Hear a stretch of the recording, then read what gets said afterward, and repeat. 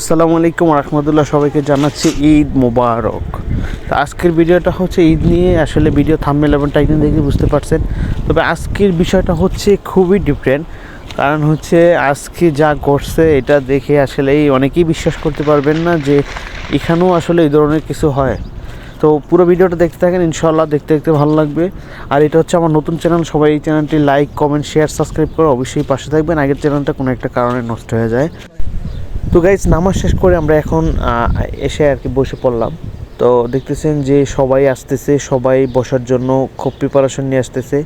আর হচ্ছে আগে আগে আইসাও অনেকে বসে পড়ছে আর কি। তো ভাবছিলাম হয়তো বা এবার মানুষ অনেক কম হবে, কিন্তু এবার মানুষ বেশি একটা হয় নাই। কিন্তু মানুষের যেই মানে উশৃঙ্খল, ঠিক আছে না আমাদের কিছু পাকিস্তানি, ইন্ডিয়ানি, বাঙালি, যে ওরা সব জায়গায় আসলে উশৃঙ্খল করে, এটা ওদের একটা মানে নাম ছড়িয়ে গেছে, ঠিক আছে।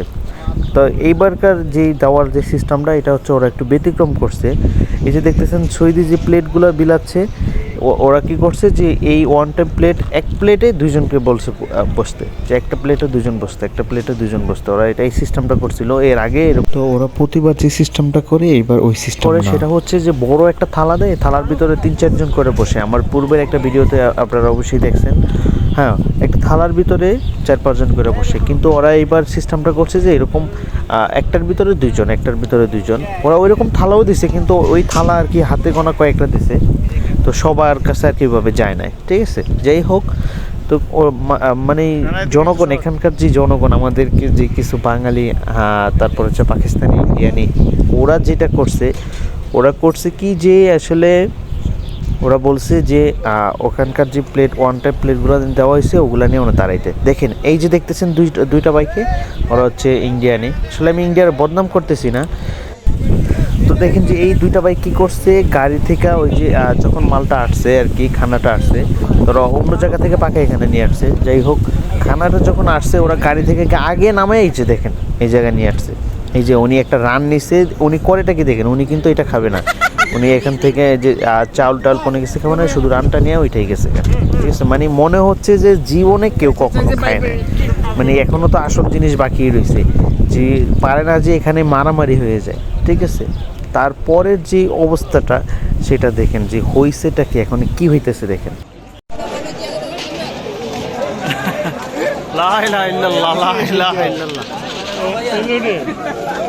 দোষী দ্বারা যাও, আমরা বাইরে যাই সামনে।